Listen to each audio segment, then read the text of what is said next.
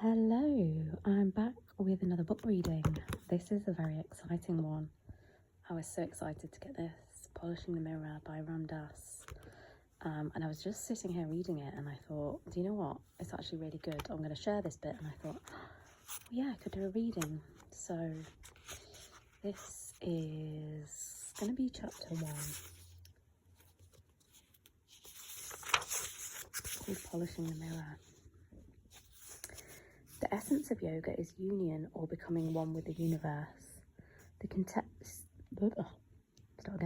conceptual heart of yoga, Patanjali's Yoga Sutras, begins with Yoga Chitta Vitra,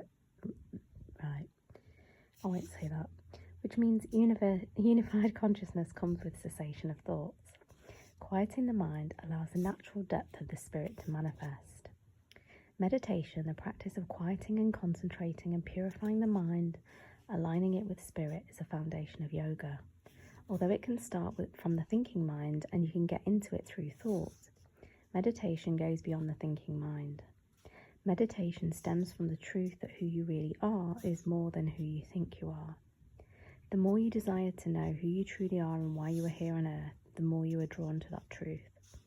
As you are pulled inward, you begin to leave behind the kinds of clinging and attachment that keep distorting and narrowing your vision. Your mind can take you into the spirit, but it can also keep you deeply attached to your ego, to who you think you are. Western culture glorifies the mind, but there are other ways of knowing, and the thinking mind is only part of our being. The reality of oneness is greater than what is available to you through your senses and your thoughts. Attachment to the melodrama of your ego is what keeps you from being here now.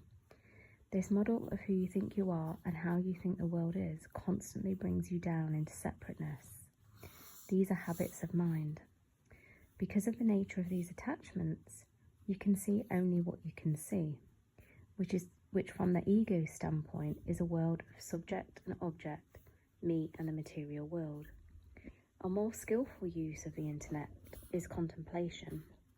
It is also a form of jhana, gyan, yoga, the path of knowledge and wisdom. In this yoga of the mind, you use the mind to reflect on itself. For example, each morning, take out a holy book and work with a thought. Don't read many pages, just take one thought and sit with it for 10 or 15 minutes. Think about it throughout your day.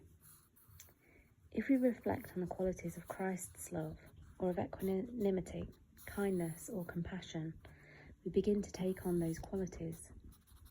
Sri Ramakrishna said, if you meditate on your ideal, you will acquire its nature. If you think of God day and night, you will acquire the nature of God. You can't know it, you can only be it. If you're reading this, you already recognise you're on a spiritual journey. You may understand that from within the illusion of separateness, what we perceive is relative reality, what in India is referred to as Maya, the projected illusion of subject and objects. All around you there are various levels of relative reality. In exploring the mind, it is helpful to examine those relative realities. Many people are so totally involved in their lives that the spiritual element is irrelevant to them. They have no sense that behind their apparent reality there is another equally true reality, a spiritual dimension. When you begin to awaken to your predicament that you are trapped in an illusion, you begin to see through the dreamlike quality of the veils of illusion. Everything you thought was real you now see as Maya, illusion. Motivations and desires affect our perceptions. We don't necessarily see things as they are. We see them as we are. Our desire system creates a perpetual universe. In that sense, you can say our reality is a projection of how we identify ourselves. Hari Das, my yoga teacher at the ashram in India, once wrote on his chalkboard, if a pickpocket meets a saint, all he sees are his pockets. In The Lazy Man's Guide to Enlightenment, Thaddeus Golas says, you never have to change what you see, only the way you see it. Gurdjieff, a great spiritual teacher who taught in Europe and America in the early decades of the 20th century, noted that if you think you're free and you don't know you're in prison, you can't escape. Gurdjieff saw us being in a prison of our own habits of mind. Unless we understand how we are conditioned by our desires, we remain stuck in the illusory reality they create, like a television program with a subliminal message that you are your desire, repeating over and over.